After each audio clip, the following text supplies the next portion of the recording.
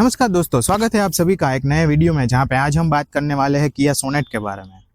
किया सोनेट जब पहली बार इंडियन मार्केट में आई थी तभी ये मॉडर्न डिजाइन के साथ और सभी फीचर्स के साथ आने लगी थी। इनफैक्ट हम ऐसा भी बोल सकते हैं कि जब ये इंडियन मार्केट में पहली बार लॉन्च हुई थी तो सेगमेंट में सबसे ज्यादा फीचर ऑफर करने वाली यही इकलौती गाड़ी थी। और टाइम के चलते कभी ऐसा नहीं लगा है कि इसकी जो डिजाइन है वो आउटडेटेड लगने लगी हो या इसमें कोई ऐसे फीचर मिसिंग हो जो मॉडर्न कार के साथ आते हैं और इसमें नहीं आते हैं। पर जब सेगमेंट में कॉम्पिटिटर फेसलिफ्ट दे रहे थे तो किया ने भी यहाँ पे फेसलिफ्ट ऑफर कर दिया और कई सारे ऐसे फीचर्स जो इसमें पहले नहीं आते थे, ऐसे इंपॉर्टेंट फीचर्स को कवर कर लिया। जैसे कि यहाँ पे लेवल 1 का एडास एड ऑन हो गया है। उसके बाद फ्रंट और रियर में काफी सारे डिजाइन चेंजेस हुए हैं और इंटीरियर में भी कई सारे डिजाइन चेंजेस हो चुके हैं। उसके साथ एक और बात, किया ने ऐसा बोला है कि उसने रियर सीट में जो स्पेस है उसको इंक्रीज कर दिया है, क्योंकि फेसलिफ्ट के पहले के मॉडल में आपको रियर में उतनी स्पेस देखने को नहीं मिलती थी। हालांकि वो क्लेम है, वो कितना सच है वो तो हम जब रियर स्पेस में जाएंगे और उसके बारे में बात करेंगे तभी हमको पता चलने वाला है। मैकेनिकली इस प्रोडक्ट में कोई भी चेंजेस नहीं है। फेसलिफ्ट के पहले भी आपको जो भी इंजन ऑप्शन और जो भी चेसिस का यूज किया गया था, जो भी गियर बॉक्स के ऑप्शन मिलते थे, वही सेम चीजें यहाँ पे अभी भी बरकरार रखी गई है। जो चेंजेस है उसके बारे में हम बात करेंगे। मेरी चैनल पे मैंने फेसलिफ्ट के पहले वाली किया जीटी लाइन है उसका भी वीडियो डाल रखा है, तो मैं आपको बीच बीच में फेसलिफ्ट के पहले की किया सोनेट कैसी थी उसके बारे में थोड़ी बहुत डिटेल्स देता रहूंगा। उसके साथ साथ यहाँ पे क्या कुछ ऑफर में मिलता है और क्या कुछ चेंजेस किए गए हैं उसके बारे में भी बात करते जाएंगे। और सबसे इम्पोर्टेंट पॉइंट, मैं आपको इसके ड्राइव के बारे में सभी एस्पेक्ट कवर करूंगा, जैसे कि इंजन में कितना पावर है, गियर बॉक्स कैसा है, सेफ्टी आपको यहाँ पे कैसी मिलने वाली है, सस्पेंशन सेटअप कैसा देखने को मिलता है, इसकी ब्रेकिंग कैसी है, उन सभी एस्पेक्ट के बारे में भी आज इस वीडियो में बात करने वाले हैं। तो अगर आप इस वीडियो को एंड तक पूरा देखते हो तो मैं 100% आपको ये बोल सकता हूँ कि आपकी जो बाइंग डिसीजन है कि आपको किया सोनेट पे अभी जाना चाहिए कि नहीं, तो वो आइडिया आपको क्लियर हो जाने वाला है। तो चलिए सबसे पहले शुरुआत करते हैं इसके एक्सटीरियर के बारे में, फिर इंटीरियर में जाएंगे और एट द एंड हम ड्राइव के बारे में बात करेंगे, जहाँ पे मैं आपको बताऊंगा कि आपको यहाँ पे ड्राइविंग में कैसी फीलिंग आने वाली है। ओके, तो शुरुआत करते हैं इसके एक्सटीरियर लुक्स के बारे में। तो सबसे पहले फ्रंट में अगर हम देखने को जाए तो यहाँ पे आपको जो चेंज देखने को मिलेगा वो देखने को मिलेगा इसके ग्रिल के बारे में। यहाँ पे आपको ग्रिल है वो पूरी चेंज हो चुकी है। इसमें आपको जीटी लाइन है तो 360 डिग्री कैमरा भी आता है, तो उसका फ्रंट कैमरा आपको यहाँ पे देखने को मिलता है। अगर हम प्री फेसलिफ्टेड किया सोनेट के बारे में बात करें तो वहां पे आपको कुछ ऐसी सी ग्रिल मिलती थी जहाँ पे रेड इंसर्ट देखने को मिलता था, ऐसी कुछ डीआरएल मिलती थी और ऐसे कुछ हेडलैम्प का यहाँ पे डिजाइन देखने को मिलती थी। और अगर फॉगलैम्प के बारे में बात करें तो यहाँ पे कुछ ऐसा सा आपको फॉगलैम्प भी देखने को मिलता था। उसके बाद यहाँ पे लाइट के सेटअप के बारे में आए तो लाइट भी यहाँ पे कम्प्लीटली चेंज हो चुकी है। यहाँ पे आपको 3 स्लॉट में एलईडी डीआरएल मिलती है जो कि रिफ्लेक्टर बेस में मिलती है। यहाँ पे ये पहले 2 बीम है वो आपको लो बीम के लिए देखने को मिलते हैं और ये थर्ड वाली लाइट है वो आपको हाई बीम के लिए देखने को मिलेगी। उसके बाद ये जो चेंज हुआ है वो उसका डीआरएल भी चेंज हुआ है। यहाँ पे कुछ एल शेप की डीआरएल आपको देखने को मिलती है जो कि कम्प्लीटली यहाँ पे कनेक्टेड है। अगर हम यहाँ पे ये लाइट और ये ग्रिल के बारे में बात करें तो ये ग्रिल और लाइट है वो वेरिएंट वाइज चेंज होती रहेगी। जैसे ही आप लोअर ट्रिम में जाते हो तो यहाँ पे इसका जो सेटअप है वो चेंज हो जाएगा, आपको हेलोजन भी मिलेगा, एलईडी भी मिलेगी, पर ये लुक्स है वो डेफिनेटली चेंज होने वाला है। सेम इज द केस ये ग्रिल के साथ भी जाता है। जब आप लोअर ट्रिम में जाओगे तो ग्रिल की पैटर्न है वो थोड़ी बहुत चेंज हो जाने वाली है। उसके बाद यहाँ पे आप पर देखो तो आपको ये ब्लू शेड में उतना एक्यूरेट पता नहीं चलेगा, पर यहाँ पे ये जो फिनिशिंग देख रहे हो ये कंप्लीट फिनिशिंग आपको यहाँ पे ग्लोसी ब्लैक में देखने को मिलती है। नीचे की ओर आओ तो यहाँ पे आपको एलईडी फॉग लैम्प देखने को मिलते हैं। ये फॉग लैम्प भी जैसे ही आप वेरिएंट चेंज करोगे तो यहाँ पे डिजाइन है वो अलग अलग देखने को मिलेगी। यहाँ पे आपको लैंडस्केप देखने को मिलेंगे। आप इसके लोअर ट्रिम में जाओगे तो उसका प्लेसमेंट चेंज होकर यहाँ पे आपको पोर्ट्रेट में देखने को मिलने वाले हैं। उसके बाद यहाँ पे आपको फ्रंट पार्किंग सेंसर भी देखने को मिलते हैं, तो 360 डिग्री कैमरा और लेवल 1 अडास के बेसिस पे आपको यहाँ पे फ्रंट पार्किंग सेंसर का एड ऑन भी देखने को मिल जाता है। उसके बाद साइड प्रोफाइल के बारे में बात करें तो साइड प्रोफाइल में आपको ऐसा कोई मेजर चेंज देखने को नहीं मिलेगा। चेंज जो आपको देखने को मिलेगा वो इसके व्हील के बारे में देखने को मिलेगा। तो यहाँ पे अलॉय व्हील की जो डिजाइन है वो डेफिनेटली चेंज हो चुकी है प्री फेसलिफ्ट के कंपेरिजन में। और यहाँ पे आपको डिस्क ब्रेक देखने को मिलती है। उसके साथ टायर साइज है वो आपको यहाँ पे 215/16 R60 की देखने को मिलती है। शायद प्री फेसलिफ्ट मॉडल में भी ये सेम ही टायर साइज आपको देखने को मिलती थी। उसके बाद यहाँ पे ओआरवीएम के बारे में बात करें तो ओआरवीएम पे टर्न इंडिकेटर भी देखने को मिल जाता है और ये जीटी लाइन है तो यहाँ पे आपको 360 डिग्री कैमरा का प्लेसमेंट भी देखने को मिल जाता है। यहाँ पे अगर आप आओ तो यहाँ पे आपको रिक्वेस्ट सेंसर भी देखने को मिलता है जो कि बहुत ही अच्छी चीज है। और यहाँ पे ये की होल को छुपा देना चाहिए था, पर यहाँ पे आपको बाहर ही देखने को मिलता है। अगर हम रियर टायर के बारे में बात करें तो रियर टायर में भी आपको सेम ही चीज देखने को मिलती है। यहाँ पे एक एड ऑन शायद किया गया है कि रियर में पहले डिस्क ब्रेक नहीं आती थी, अभी रियर टायर के साथ भी आपको डिस्क ब्रेक देखने को मिलती है। प्री फेसलिफ्ट किया सोनेट में आपको कुछ ऐसा सा साइड लुक देखने को मिलता था, और अगर हम अलॉय व्हील की बात करें तो सेम साइज का ही था, बस यहाँ पे अलॉय व्हील की जो आप डिजाइन देख रहे हो वो यहाँ पे आपको रेड इंसर्ट के साथ और थोड़ी बहुत अलग डिजाइन देखने को मिलती थी।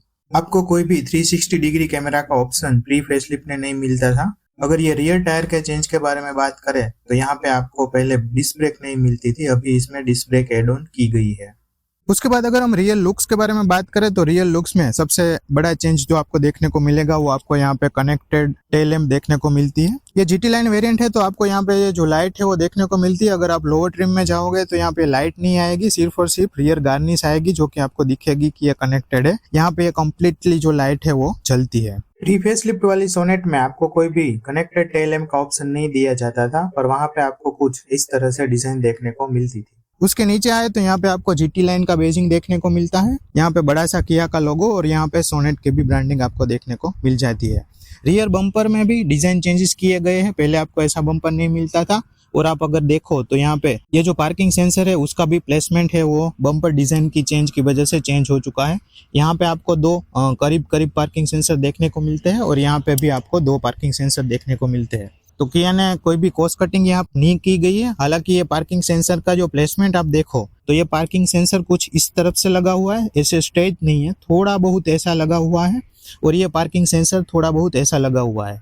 तो डेफिनेटली जगह ज्यादा नहीं है, पर उसने जो एरिया कवर किया है वो अच्छा खासा एरिया कवर कर लिया है। जो प्री फेसलिफ्टेड किया सोनेट का वर्जन था उसमें आपको टोटली दो ही पार्किंग सेंसर देखने को मिलते थे, पर यहाँ पे दो पार्किंग सेंसर का एड ऑन किया गया है और अब आपको यहाँ पे 4 पार्किंग सेंसर देखने को मिलते हैं। उसके बाद यहाँ पे आपको वाइपर वॉशर, डिफॉगर और हाई माउंट स्टॉप लैंप वो सभी चीजें देखने को मिलती है, और ऊपर आए तो आपको यहाँ पे शार्क फिन एंटेना भी देखने को मिल जाता है। यहाँ पे किया कनेक्ट की ब्रांडिंग देखने को मिलती है, इसमें 17 कनेक्टेड कार फीचर आते हैं, तो वो डेफिनेटली आपको सभी किया और हुंडई की गाड़ी में देखने को मिलता ही है। उसके बाद अगर हम इंटीरियर में जाए, और इंटीरियर में जाने से पहले अगर हम की के बारे में बात करें तो यहाँ पे आपको कुछ ऐसी की देखने को मिलती है। किया ने ये की है वो चेंज कर दी है, पहले इसमें ऐसी की नहीं आती थी। यहाँ पे आप देखो तो की के साथ यहाँ पे लॉक का प्लेसमेंट, यहाँ पे अनलॉक का प्लेसमेंट, ये अगर होल्ड करके रखोगे तो गाड़ी स्टार्ट हो जाएगी, तो आपको रिमोटली गाड़ी स्टार्ट करनी है तो वो यहाँ से हो पाएगा। और ये बूट ओपनिंग के लिए है, सिर्फ अनलॉक होगा, बूट खुल नहीं जाएगा, तो आपको बूट अगर अनलॉक करना है तो वो यहाँ से कर सकते हो। अगर हम प्री फेसलिफ्ट किया सोनेट के बारे में बात करें तो की आपको वहाँ पे कुछ इस तरह की डिजाइन की देखने को मिलती थी। हालांकि बटन मैकेनिज्म सेम ही है, वहाँ पे भी उतने ही बटन मिलते थे जितने बटन आपको इस सोनेट में देखने को मिलते हैं। उसके बाद अगर हम डोर पैनल के बारे में बात करें तो यहाँ पे आप देखो तो यहाँ पे आपको सॉफ्ट टच मटेरियल दिया गया है, और यहाँ पे ये जो कलर थीम है वो भी थोड़ी बहुत चेंज आपको दिखाई देने वाली है। उसके साथ यहाँ पे आपको एक कुछ ऐसा क्रोम फिनिश देखने को मिलता है। यहाँ पे डोर अनलॉक का लीवर, लॉक अनलॉक के लिए यहाँ पे लीवर देखने को मिल जाता है। ये कंप्लीट चीज देखो तो आपको सेम ही कंट्रोल्स देखने को मिलते हैं जो प्री फेसलिफ्ट में भी ऐसे ही आते थे। यहाँ पे चारों पावर विंडो के कंट्रोल, और यहाँ पे जो चारों पावर विंडो है वो आपको 1 टच अप एंड डाउन देखने को मिलती है, तो वो सबसे बढ़िया चीज है। फिर यहाँ पे ORVM को एडजस्ट करने के लिए और चाइल्ड लॉक लगाने के लिए वो सभी कंट्रोल आपको यहाँ पे देखने को मिल जाते हैं। अगर हम डोर पैनल के बारे में बात करें तो आपको प्री फेसलिफ्ट में भी कुछ इस तरह से ही डोर पैनल देखने को मिलती थी, कोई भी बदलाव नहीं है। सिर्फ यहाँ पे आपको जो पावर विंडो है वो सभी power window auto up and down देखने को मिलती है, जो प्री फेसलिफ्ट में देखने को नहीं मिलती थी। अदरवाइज सॉफ्ट टच मटेरियल तो आपको वहां पे भी देखने को मिलता था। नीचे की ओर आओ तो यहाँ पे आपको अच्छा खासा बोतल होल्डर भी देखने को मिल जाता है, उसके बावजूद भी यहाँ पे थोड़ी बहुत स्पेस बचती है। और यहाँ पे आपको बोस की साउंड सिस्टम देखने को मिलती है, तो यहाँ पे उसका स्पीकर का प्लेसमेंट भी देखने को मिल जाता है। यहाँ पे आप देखो तो यहाँ पे आपको ये ट्विटर का प्लेसमेंट दिया हुआ है। फिर अगर हम अंदर आए और अंदर यहाँ पे क्या कुछ ऑफर मिलता है आपको उसके बारे में बात करें तो यहाँ पे अगर आप साइड में देखो तो यहाँ पे इंजन को स्टार्ट करने के लिए, फिर ट्रैक्शन कंट्रोल ऑफ करने के लिए, फ्रंट पार्किंग सेंसर को ऑन ऑफ करने के लिए, और ऑटो स्टार्ट स्टॉप सिस्टम और हेडलाइट लेवलिंग के सभी कंट्रोल यहाँ पे आपको देखने को मिल जाता है। अगर हम प्रीवियस वर्जन से कंपेयर करें तो इस पैनल में आपको पहले स्टार्ट स्टॉप की मैकेनिज्म नहीं मिलती थी, जो अभी एड ऑन कर दी गई है। यहाँ पे कुछ एसी वेंट की डिजाइन देखने को मिलती है। जो चेंज हुआ है वो ये चेंज हुआ है। यहाँ पे आप अगर MID देखो तो MID में कम्प्लीटली ये जो इन्फॉर्मेशन है वो नहीं आ गई है। पहले बेसिक सी स्क्रीन आती थी, अभी यहाँ पे कम्प्लीटली ये फुल स्क्रीन आ गई है और ये डिजिटल देखने को मिलती है। यहाँ पे कोई भी एनालॉग डायल नहीं देखने को मिलते हैं। अगर हम प्री फेसलिफ्ट सोनेट के एमआईडी के बारे में बात करें तो आपको कुछ एसीसी की यहाँ पे स्क्रीन देखने को मिलती थी जो कम्प्लीटली आपको एनालॉग देखने को मिलती थी। अभी वो रिप्लेस करके यहाँ पे ऐसी कुछ डिजिटल स्क्रीन आने लगी है। उसके बाद इसमें कई सारे फीचर्स आते हैं। एडास की सभी इन्फॉर्मेशन आपको यहाँ पे दिखाएगा। उसके बाद टीपीएमएस और वो सभी किया में जो फीचर आते हैं वो सभी आते ही है। अगर हम उसकी बात करने जाएंगे तो फिर वीडियो बहुत ही लंबा हो जाएगा, तो आप अपने हिसाब से कोई और वीडियो में वो सभी इन्फॉर्मेशन देख लेना। उसके बाद ये जो डिजाइन है वो भी चेंज की गई है। पहले आपको ऐसी कोई कनेक्टेड स्क्रीन नहीं देखने को मिलती थी। अभी ऐसा लगता है कि ये डैशबोर्ड में ये जो दोनों स्क्रीन है वो एक ही मॉड्यूल में इन लोगों ने कनेक्ट कर दिया है। तो वो डिजाइन चेंज है सिर्फ, उसके अलावा कोई भी आपको वहाँ पे चेंज देखने को नहीं मिलता है। फिर आपको यहाँ पे सभी के सभी इंडिकेटर और लाइटिंग रिलेटेड कंट्रोल मिलते हैं। ऑटो हेडलैम्प और वो सभी चीजें आपको यहाँ पे ऑफर में मिलती है। इस तरफ आओ तो यहाँ पे वाइपर रिलेटेड कंट्रोल है। तो वाइपर में भी रेन सेंसिंग वाइपर आते हैं, तो वो सभी कंट्रोल भी आपको यहाँ पे देखने को मिल जाते हैं। फिर अगर हम स्टीयरिंग के बारे में बात करें तो स्टीयरिंग यहाँ पे आपको कुछ ऐसा स्टीयरिंग देखने को मिलता है। ऑब्वियसली डी कट का स्टीयरिंग है। और इस तरफ आओ तो आपको सभी कॉल रिलेटेड और एमआईडी को कंट्रोल करने के लिए ऑप्शन मिल जाता है। इस तरफ आप आओ तो यहाँ पे आपको क्रूज कंट्रोल और ADAS के सभी ऑप्शन आपको देखने को मिल जाते हैं। स्टीयरिंग में यहाँ पे बहुत ही माइनर से आप देखोगे तो यहाँ पे आपको जीटी लाइन की बेजिंग भी देखने को मिल जाती है। फिर यहाँ पे बीच में आए तो यहाँ पे आपको कुछ ऐसा सा पोर्शन देखने को मिलता है, हैजार्ड लाइट। उसके बाद यहाँ पे एसी रिलेटेड डिस्प्ले दी गई है। हालांकि कोई भी आप यहाँ पे बटन ले लो तो सभी के सभी बटन आपको फिजिकल बटन देखने को मिलते हैं। तो वो सबसे बढ़िया चीज लगी मेरे को कि आपको कुछ भी कंट्रोल करना है तो यहाँ पे डेडिकेटेड बटन दिए गए हैं और आपको बटन से ही वो सभी चीजें चेंज करनी होती है। यहाँ पे आप देखो तो फ्रंट दोनों सीट के लिए वेंटिलेशन की बटन दी गई है। फिर यहाँ पे आपको 3 ट्रैक्शन मोड आते हैं। तो ट्रैक्शन मोड जब आप यहाँ से चेंज करोगे तो एमआईडी में भी आपको दिखने वाले हैं कि ये कौन सा ट्रैक्शन मोड है वो सिलेक्ट हो रहा है। जैसे कि यहाँ पे स्नो, मड और सैंड का ऑप्शन आपको देखने को मिलता है। उसके बाद यहाँ पे ड्राइव मोड भी आते हैं और यहाँ पे अगर आपको 360 पार्किंग कैमरा है वो ऑन करना है तो इसकी प्लेसमेंट यहाँ पे आपको देखने को मिल गई है। ड्राइव मोड के साथ भी आपको यहाँ पे वो डिजाइन चेंज देखने को मिलेगा। जैसे कि ये नॉर्मल में है, स्पोर्ट में रेड कलर का हो चुका है, इको में ग्रीन हो जाता है। तो वो भी आपको इन्फॉर्मेशन सब एमआईडी में चेंज होती हुई देखने को मिल जाएगी। अगर आप सेंटर कंसोल को प्री फेसलिफ्ट वर्जन के साथ कंपेयर करो तो वहां पे भी सेम सेंटर कंसोल ही मिलता था। इवन ट्रैक्शन और ड्राइव के मोड है वो भी आपको पहले वाली सोनेट में भी मिला करते थे। वो सेम ही मोड यहाँ पे भी देखने को मिलते हैं। फिर उसके नीचे आए तो यहाँ पे आपको 12 वोल्ट का 180 वोट का एक पावर सॉकेट दिया जाता है। उसके बाद यहाँ पे एंड्रॉइड ऑटो और एप्पल कारप्ले को कनेक्ट करने के लिए यूएसबी का प्लेसमेंट देखने को मिलता है। और यहाँ पे आपको एक टाइप सी का पोर्ट भी देखने को मिलता है। ये जो पर्टिकुलर चीज देख रहे हो वायरलेस चार्जिंग के लिए है। तो यहाँ पे आपको वायरलेस चार्जिंग का भी प्लेसमेंट मिलता है। जब इसको ऑन करोगे तो यहाँ पे लाइट जलने लगेगी।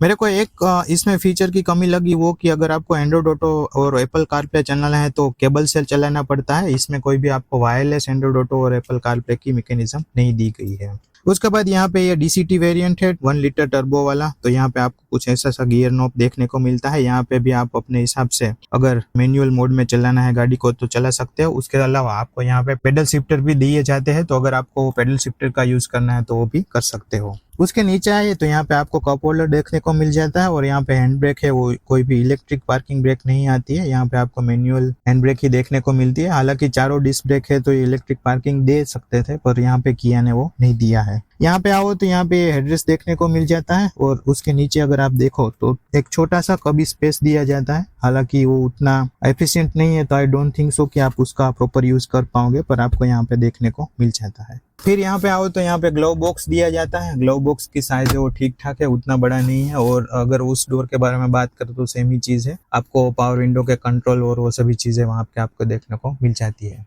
यहाँ पे आओ तो यहाँ पे इलेक्ट्रोक्रोमिक IRVM आपको दिया जाता है। तो वो कोई मैनुअल ऑपरेट करने की जरूरत आपको नहीं रहने वाली है। यहाँ पे सभी के सभी लाइटिंग रिलेटेड कंट्रोल आपको देखने को मिलेगा। और यहाँ पे आपको सनरूफ का ओपन या फिर क्लोज करने के लिए प्लेसमेंट देखने को मिल जाएगा। यहाँ पे आपको एक सनग्लास होल्डर भी देखने को मिलता है। यहाँ पे अगर आप देखो तो यहाँ पे आपको एक वैनिटी मिरर भी देखने को मिल जाता है। और इस तरफ आप बात करो तो यहाँ पे आपको सिर्फ और सिर्फ टिकट होल्डर ही देखने को मिलता है। यहाँ पे सनरूफ को ओपन या फिर क्लोज करने के लिए मैनुअल प्लेसमेंट दिया जाता है। फिर यहाँ पे आपको हैंडल भी देखने को मिल जाता है। अगर हम सीट बेल्ट के बारे में बात करें तो सीट बेल्ट यहाँ पे आपको कोई भी हाइट एडजस्टमेंट के साथ देखने को नहीं मिलता है। और अगर हम सीट के कुशन के बारे में बात करें तो सीट भी अच्छी खासी कुशनिंग आपको यहाँ पे ऑफर की जाती है और यहाँ पे सपोर्ट भी अच्छा खासा दिया गया है। तो आप यहाँ पे प्रॉपरली एकदम होल्ड होके बैठने वाले हो तो सीट है वो बहुत ही कंफर्टेबल है। उसके साथ यहाँ पे आपको वेंटिलेशन भी ऑफर किया जाता है। अभी ये ड्राइवर सीट मैंने अपने हिसाब से एडजस्ट की है, तो हम पीछे चलते हैं और देखते हैं कि इसमें क्या कुछ स्पेस में इम्प्रूवमेंट हुआ है। तो पीछे की ओर चले और पीछे सबसे पहले अगर हम डोर की बात करें तो यहाँ पे आपको ये सनसेट का ऑप्शन दिया जाता है। तो ये सबसे बेहतरीन चीज़ है, मेरे को ये बहुत काम की लगती है। जब समर में बहुत ही गर्मी होती है तो ये बहुत ही बेहतरीन आपको यूज में आने वाला है। उसके नीचे यहाँ पे भी सेम अपॉस्ट्री दी गई है, मतलब ये सॉफ्ट टच है। उसके अलावा यहाँ पे पावर विंडो और अनलॉक के लिए कंट्रोल दिया जाता है। यहाँ पे भी आपका बोस का स्पीकर मिलता है और यहाँ पे डोर में आपको बोतल होल्डर भी देखने को मिल जाता है। फिर अगर हम अंदर बैठे और बात करें तो मेरी हाइट सिर्फ और सिर्फ 5'4" है। तो मेरे हिसाब से अगर आप देखने को जाओगे तो मेरे को यहाँ पे बहुत ही अच्छा खासा लेग रूम देखने को मिल जाता है। और अगर हम थाई सपोर्ट के बारे में बात करें तो मेरे को यहाँ पे इतना थाई सपोर्ट देखने को मिलता है। तो मेरे लिए कोई भी कमी नहीं है, क्योंकि किया ने ऐसा बोला है कि 2 सेंटीमीटर में थाई सपोर्ट में इंक्रीमेंट हुआ है और यहाँ पे 3 सेंटीमीटर लेग रूम में इंक्रीमेंट हुआ है। शायद ये बेसिकली स्कूप्ड आउट सीट की वजह से हो सकता है। तो उतनी स्पेस इंक्रीज हुई होगी, डेफिनेटली हुई होगी, पर आपको ये प्रैक्टिकल लाइफ में उतना महसूस नहीं होगा कि स्पेस इंक्रीज हो गई है। पर डेफिनेटली अगर आपकी फैमिली में 2 6 फीट के बंदे हैं और एक ड्राइवर सीट पे बैठा है और एक पीछे बैठा है तो फिर आपको वहां पे डेफिनेटली दिक्कत होने वाली है। 2 बंदे हो आगे पीछे 6 फीट के एडजस्ट नहीं हो पाएंगे। अदरवाइज 6 फीट से हाइट छोटी है तो वहां पे आपको कोई भी दिक्कत होने वाली नहीं है। अब अगर हम हेडरूम के बारे में बात करें तो आप यहाँ पे देखो, मेरे को हेडरूम में भी कोई भी शिकायत महसूस नहीं होती है। अगर हम प्री फेसलिफ्ट वाली सोनेट से बात करें तो वहां पे भी मेरे को इतना सारा लेग रूम देखने को मिलता था और इतना थाई सपोर्ट देखने को मिलता था। तो अगर उसके कंपैरिजन में देखने को जाए तो मेरे को यहाँ पे स्पेस में इंक्रीमेंट हुआ ऐसा कुछ महसूस नहीं होता है। फिर अगर हम इस सीट पे 3 बंदे बैठाने की बात करें तो डेफिनेटली हेल्थी बंदे हैं तो 3 नहीं आ पाएंगे। 2 बंदे और एक बच्चा है वो डेफिनेटली बैठ सकता है। उसके बाद यहाँ पे देखो तो यहाँ पे आपको 2 एडजस्टेबल हेडरेस्ट देखने को मिलते हैं। सेंटर पैसेंजर के लिए कोई भी हेडरेस्ट आपको ऑफर नहीं किया गया है। और यहाँ पे आप देखो तो डेफिनेटली आपको ये हैंडरेस्ट देखने को मिल जाता है, जो कि बहुत ही कंफर्टेबल आप रहने वाला है। उसके बाद यहाँ पे आप देखो तो यहाँ पे आपको रियर सीट के लिए भी लाइटिंग का सेपरेट प्लेसमेंट देखने को मिल जाता है। यहाँ पे सेंटर कंसोल के बारे में बात करें तो यहाँ पे आपको डेफिनेटली एयर फिल्टर मिलता है और एयर फिल्टर गिया ऐसा बोलती है कि ये वायरस प्रोटेक्शन वाला है। आई एम नॉट श्योर कि वो कितना काम करता होगा, पर एयर फिल्टर है वो डेफिनेटली बहुत ही काम अच्छा करता है और वो सभी हुंडई और किया की गाड़ी में अच्छा ही काम करता है। यहाँ पे आपको एसी वेंट के कंट्रोल मिल जाते हैं, कोई भी ब्लोअर कंट्रोल करने के लिए ऑप्शन नहीं दिया जाता है। और नीचे की साइड आओ तो यहाँ पे आपको फोन रखने के लिए जगह देखने को मिलती है और यहाँ पे 2 USB type C charging port आपको देखने को मिल जाते हैं। अगर ये रियर एसी वेंट के डिजाइन के बारे में बात करें तो प्री फेसलिफ्ट में भी आपको कुछ ऐसी ही डिजाइन देखने को मिलती थी। वहां पे भी आपको एयर फिल्टर देखने को मिलता था, पर नीचे की साइड आपको सिर्फ और सिर्फ एक नॉर्मल USB सॉकेट देखने को मिलता था। यहाँ पे 2 टाइप सी का एड ऑन हो चुका है। फिर अगर हम बूट स्पेस के बारे में बात करें तो यहाँ पे आपको 385 लीटर की बूट स्पेस देखने को मिलती है। पहले से ही किया कि सोनेट में एक बूट स्पेस है वो ज्यादा ही आती थी, वो सेमी केस वेन्यू के साथ में भी था। तो यहाँ पे भी बूट स्पेस है वो अच्छी खासी देखने को मिल जाती है। यहाँ पे आपको पार्सल सेल्फ का भी ऑप्शन मिल जाता है। उसके साथ साथ ये देखो तो यहाँ पे आपको तो ये थोड़ा बहुत हम्प देखने को मिलता है, जो कि ऊंचा वाला है ऑब्वियसली। तो आपको सामान कुछ लोड करना है, अनलोड करना है तो वो थोड़ी बहुत दिक्कत रहने वाली है। उसके अलावा यहाँ पे आप अगर देखो तो यहाँ पे ये जो सीट है वो 60/40 स्प्लिट का ऑप्शन आपको देखने को मिलता है। तो अगर आपको बूट कैरिंग कैपेसिटी वो इंक्रीज करनी है तो वो डेफिनेटली आप 60/40 स्प्लिट का यूज करके कर सकते हो। अगर हम बूट स्पेस को प्री फेसलिफ्ट वर्जन के साथ कंपेयर करें तो बूट स्पेस आपको सेम ही देखने को मिलती है। सिर्फ और सिर्फ प्री फेसलिफ्ट वाली सोनेट में आपको 60/40 स्प्लिट का ऑप्शन नहीं मिलता था, जो यहाँ पे एड ऑन किया गया है। तो वो यहाँ पे एक पॉजिटिव पॉइंट हो चुका है। ओके, तो अभी बात कर लेते हैं कि क्या कुछ महसूस होता है किया सोनेट की ड्राइविंग सीट पर से। तो सबसे पहले जैसे हम इसको सेल्फ स्टार्ट करते हैं तो स्टार्टिंग के टाइम पे आपको यहाँ पे कोई भी वाइब्रेशन देखने को नहीं मिलता है। ना तो वो आपको स्टीयरिंग पे फील होगा और ना ही आपको कोई भी पेडल पे फील होने वाला है। पर फिर भी वो 4 सिलेंडर जेटला रिफाइन तो नहीं बन सकता है। तो जो फर्स्ट टाइम बायर है उसको तो पता ही नहीं चलने वाला है कि वो एक 3 सिलेंडर इंजन चला रहा है। तो सबसे रिफाइंड इंजन यहाँ पे होता है वो कोरियन का होता है। तो यहाँ पे भी ये कम्प्लीटली रिफाइंड इंजन आपको देखने को मिलता है। दूसरा मेरा ऑब्जर्वेशन ये है कि जब इस गाड़ी को आप उठाते हो तो एक हल्का सा वाइब्रेशन आपको फील होने वाला है। वो चाहे आप ड्राइविंग मोड में उठाओ या फिर रिवर्स मोड में उठाओ, उस टाइम पे आपको महसूस होने वाला है। उसके अलावा एक और पॉइंट भी है कि अगर टायर है आपका फ्रंट टायर, वो कोई ट्रिकी सिचुएशन में है, मान लो कि एक छोटा सा गड्ढा है उसमें है, या फिर कहीं अनड्यूलेशंस वाली जगह पे आपने गाड़ी खड़ी करी है, तो आपको हल्का सा एक्सीलरेशन देना पड़ेगा। अदरवाइज वो इंजन में उतना तो लो एंड टॉर्क है कि वो अपने आप ही गाड़ी को क्रॉल करने लगेगा। अगर सबसे पहले हम इंजन के बारे में बात करें तो यहाँ पे सोनेट में आपको टोटल 3 तरह के इंजन ऑप्शन देखने को मिलते हैं। एक तो है 1.2 लीटर का नेचुरली एस्पिरेटेड इंजन, जो कि 82 bhp की पावर और 115 Nm का टॉर्क जनरेट करके देता है। अब ये इंजन है वो आपको 4 सिलेंडर इंजन देखने को मिलता है, तो कम्प्लीटली आपको यहाँ पे 100% रिफाइन देखने को मिलेगा। और इसी इंजन के साथ आपको यहाँ पे कोई भी ऑटोमेटिक ट्रांसमिशन देखने को नहीं मिलेगा, ये मैनुअल ट्रांसमिशन के साथ ही आने वाला है। 1.2 लीटर वाला पेट्रोल इंजन है वो आपको डेफिनेटली सोनेट के साथ अंडर पावर फील होगा, और एक्चुअली वो अंडर पावर ही है, तो आपको वो फीलिंग आने वाली है। उसके अलावा वो आपको सही से एफिशिएंसी भी नहीं दे पाएगा, पर सबसे ज्यादा बिकने वाला यही इंजन होने वाला है, क्योंकि कॉस्ट के मामले में ये 1 लीटर टर्बो पेट्रोल और अगर हम 1.5 लीटर डीजल के कंपेयर करें तो बहुत ही यहाँ पे कॉस्ट इफेक्टिव रहने वाला है। तो जो सबसे ज्यादा सोनेट बिकने वाली है वो इसी इंजन के साथ बिकने वाली है। फिर आता है दूसरा इंजन, जो कि है 1.5 लीटर का डीजल इंजन, जो कि 114 bhp की पावर और 250 Nm का टॉर्क जनरेट करके देता है। तो इस इंजन के साथ आपको अच्छा खासा पावर भी देखने को मिल जाएगा। और अगर हम फ्यूल एफिशिएंसी के बारे में बात करें तो जो दूसरे डीजल इंजन फ्यूल एफिशिएंसी देता है, उतनी फ्यूल एफिशिएंसी हुंडई और किया के डीजल इंजन नहीं दे पाते हैं। मेरे को नहीं पता है कि क्यों नहीं देते हैं, पर एफिशिएंसी के मामले में वो डेफिनेटली बहुत ही कम आपको एफिशिएंसी देने वाला है।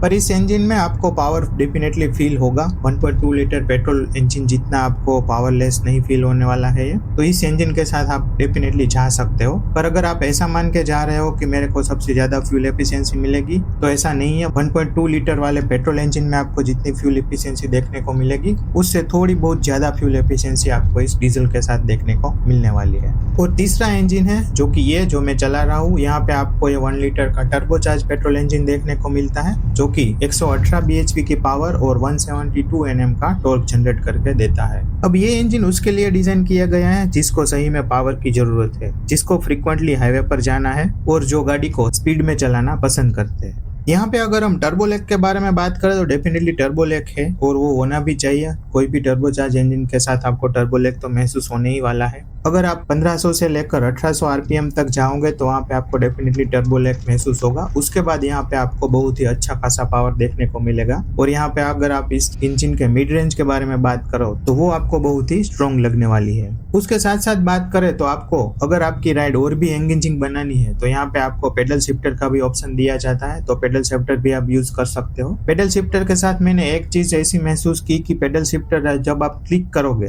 तो एमआईडी में वो गियर चेंज दिखा देगा, पर एक्चुअल में गियर चेंज होने में हल्का सा डिले है। आप मानो कि 1 सेकंड या फिर 2 सेकंड का डिले आपको महसूस होने वाला है। पर उसके अलावा आपको इस इंजन के साथ कोई भी कमी महसूस नहीं होगी और आपको ये इंजन चलाने में बहुत ही एंगेजिंग फील होने वाला है।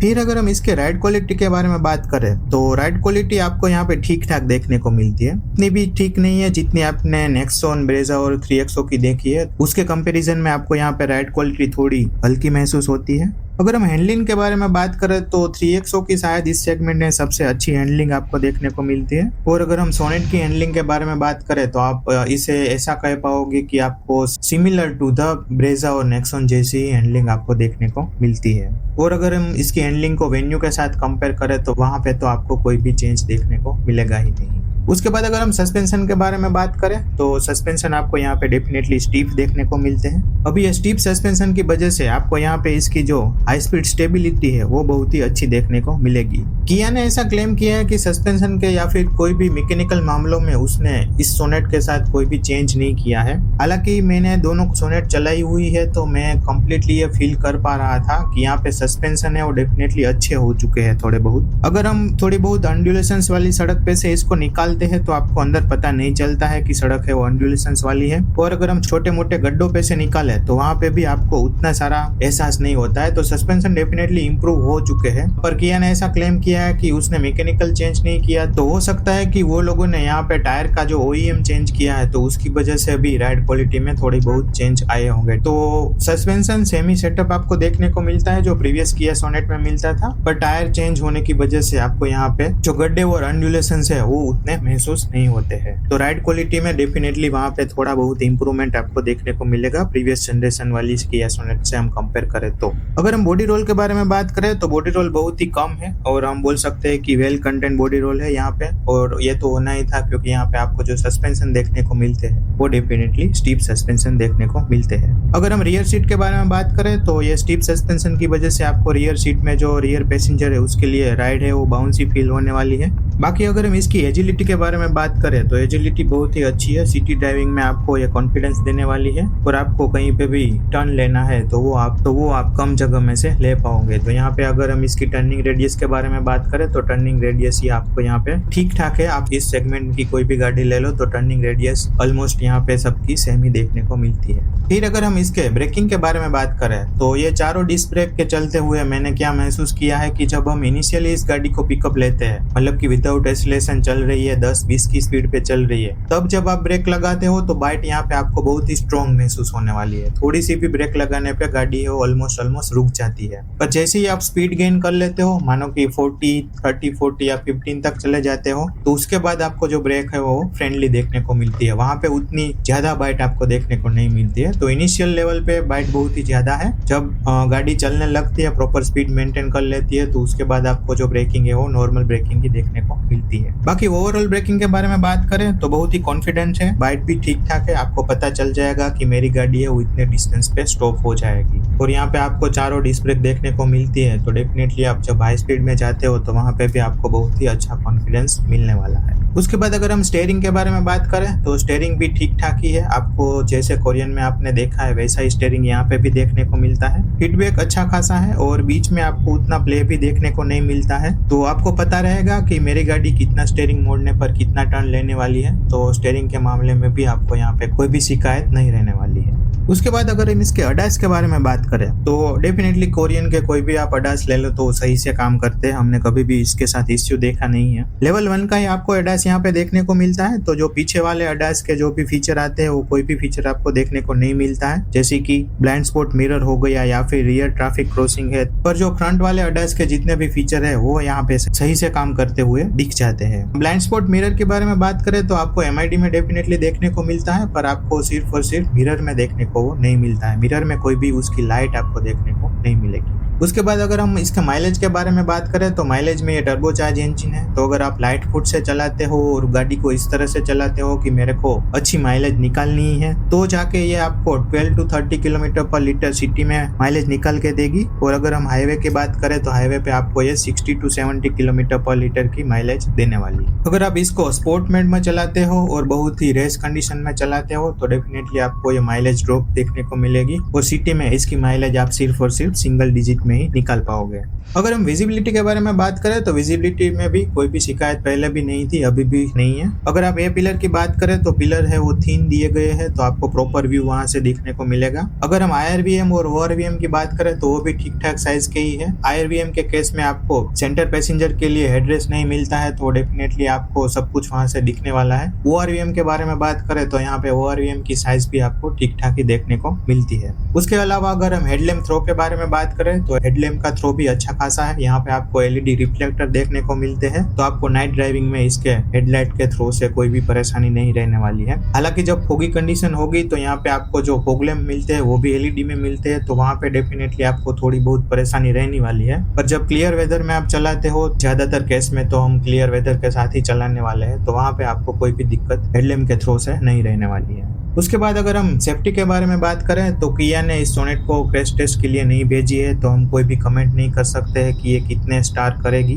पर जैसा अभी ट्रेंड चल रहा है कि भारत एनकैप या फिर ग्लोबल एनकैप में कोई भी गाड़ी जाती है तो 4 या फिर 5 स्टार तो आराम से करके आती है। तो यहाँ पे बॉडी सेल उतना स्ट्रॉन्ग नहीं है जैसे कि हमने पहले वाली किया सोनेट के साथ देख ही लिया है। पर अगर यहाँ पे ये स्कोर करने को जाए तो 6 एयरबैग्स और अदर सेफ्टी फीचर्स के चलते ये शायद 4 to 5 स्टार स्कोर तो कर ही सकती है। तो सेफ्टी में ऐसे कोई परेशानी नहीं होने वाली है, पर इसका जो बॉडी सेल है वो उतना स्ट्रॉन्ग डेफिनेटली नहीं है। क्रैश टेस्ट का तो क्या सीन है कि अगर आप एस्प्रेसो को भी 6 एयर बैग डाल के भेज दोगे तो वो भी आराम से 4 या फिर 5 स्टार स्कोर करके आएगा। ये सिर्फ मजाक की बात है, पर शायद एस्प्रेसो भी 3 या 4 स्टार तो 6 एयर बैग के चलते हुए निकाल ही देगा। फिर अगर हम NVH के बारे में बात करें तो यहाँ पे आपको कोई भी तरह से नॉइस देखने को नहीं मिलती है, ना तो कोई भी इंजन में हार्शनेस आपको देखने को मिलती है और ना ही आपको कोई भी वाइब्रेशन देखने को मिलता है। पर यहाँ पे एक दिक्कत ये है कि आपका जो इसको टायर है उस टायर का नॉइज है वो केबिन में आता रहता है। तो केबिन डेफिनेटली साइलेंट है, आपको प्रीमियम एक्सपीरियंस भी देगी, पर वो टायर नॉइज है वो अंदर आती है तो वो एक थोड़ी बहुत दिक्कत है। उसके अलावा आपको यहाँ पे कोई अदर नॉइज नहीं आने वाला है, जैसे कि रेटलिंग नॉइज डेफिनेटली किया या फिर हुंडई की कोई भी गाड़ी में आपको देखने को नहीं मिलता है। और अगर हम यहाँ पे 1 लीटर टर्बोचार्ज इंजन के बारे में बात करें तो उसके NVH भी बहुत ही बढ़िया है। अगर इस सेगमेंट में या फिर अगर आप ऐसा कहो कि कोई भी 1 लीटर या फिर 1.2 लीटर टर्बोचार्ज इंजन है, हमारे इंडिया में जितने भी इंजन आते हैं उसमें से सबसे रिफाइंड इंजन आपको जो लगने वाला है वो ये किया का 1 लीटर वाला टर्बोचार्ज इंजन ही लगने वाला है। तो सबसे लो NVH वाली जो अगर कोई भी केबिन ले लो आप 1 लीटर या फिर 1.2 लीटर में, तो आपको किया या फिर हुंडई के साथ ही देखने को मिलेगी। उसके बाद अगर हम अर्गोनॉमिक्स के बारे में बात करें तो अर्गोनॉमिक्स पहले से वेल सॉर्टेड रहे हैं और यहाँ पे अगर हम बात करें तो यहाँ पे भी अर्गोनॉमिक्स में सभी कंट्रोल रीच में है। आप सभी स्क्रीन को भी अच्छे से देख सकते हो और अगर आपको कुछ भी चेंज करना है तो यहाँ पे सबसे पॉजिटिव पॉइंट ये है कि आपको यहाँ पे फिजिकल बटन्स दिए गए हैं, तो आपको कुछ भी चेंज करने के लिए वो टच स्क्रीन के थ्रू नहीं जाना पड़ता है। तो NVH के मामले में भी यहाँ पे बहुत ही पॉजिटिव पॉइंट आपको देखने को मिलेगा। अभी एनकैप वाले कुछ ऐसा रूल्स भी निकालने वाले हैं कि जो इम्पोर्टेंट फीचर है जैसे कि वॉल्यूम कंट्रोल करना या फिर एसी का टेम्परेचर है उसको कंट्रोल करना या फैन स्पीड कंट्रोल करनी, तो ऐसे फीचर के लिए आपको कंपलसरी फिजिकल बटन ही देना पड़ेगा। तो वो जब इम्प्लीमेंट हो जाएगा तो वो सबसे बढ़िया हो जाने वाला है, क्योंकि कई सारे मैन्युफैक्चर है वो सिर्फ और सिर्फ टच स्क्रीन ही आपको देते हैं, कोई भी फिजिकल बटन नहीं देते हैं। तो वहाँ पे डेफिनेटली अर्गोनॉमिक्स वाइज वो इश्यू करता है। तो जब वो रूल्स आ जाएगा, इम्प्लीमेंट हो जाएगा, तो वहाँ पे भी वो एक पॉजिटिव पॉइंट निकल के आने वाला है। ओके, तो अभी हम इसके कंक्लूजन के बारे में बात करें कि क्या आपको यह गाड़ी लेनी चाहिए कि नहीं, तो मैंने आपको ऑलरेडी सभी पॉइंट बता दिए। सबसे पहले राइड क्वालिटी है उस गाड़ी की इतनी अच्छी नहीं है, पर यहाँ पे आपको हैंडलिंग डेफिनेटली अच्छी देखने को मिलती है और वो जब आप हाई स्पीड में जाओगे तब आपको पता चलेगा कि ये इसकी जो स्टिफनेस है वो वहाँ पे बहुत ही पॉजिटिव निकल के आने वाली है। दूसरी बात, रियर स्पेस में उतनी जगह भी नहीं है। किया ने बोला है कि इंक्रीज की गई है, पर डेफिनेटली वहाँ पे उतनी सारी रियर स्पेस तो इंक्रीज नहीं हुई है, तो वो भी एक चीज़ है। तीसरे पॉइंट के बारे में बात करें तो इसकी प्राइसिंग, आप अगर एक्स लाइन या फिर GT लाइन लेने जाओगे और वो भी ऑटोमेटिक के साथ में ही आती है, तो ऑटोमेटिक लेने जाओगे तो आपको ये बहुत ही ज़्यादा कॉस्ट करने वाली है। ऑलमोस्ट 17-18 लाख तक आप इसको ऑन रोड देने वाले हो। उसमें भी अगर आप डीजल के साथ जाते हो और उसमें भी ऑटोमेटिक लेते हो एक्स लाइन या फिर GT लाइन में, तो फिर आपको ये बहुत ही ज़्यादा कॉस्ट करने वाली है। तो उस केस में लोग अक्सर ये सोचते हैं कि वो एक सेगमेंट अप चले जाए और सेल्टोस का जो थोड़ा बहुत नीचे का वेरिएंट है उसमें आ जाता है, तो उसके पर चले जाना पसंद करते हैं। तो चॉइस आपकी है, आप टेस्ट ड्राइव लो एक बार और देखो कि आपके लिए गाड़ी आपको सही फील होती है कि नहीं होती है। तो बस इतना ही था इस वीडियो में। अगर आपको वीडियो पसंद आया हो तो लाइक शेयर सब्सक्राइब कर सकते हैं मेरी चैनल को। अगर आपको कोई क्वेश्चन या फिर क्वेरी है तो मेरे को आप कमेंट सेक्शन में या फिर इंस्टाग्राम पे DM करके भी बता सकते हैं। फिर मिलेंगे किसी और वीडियो में किसी और गाड़ी के साथ, तब तक के लिए सेफ ड्राइव करें, सुरक्षित रहें। धन्यवाद।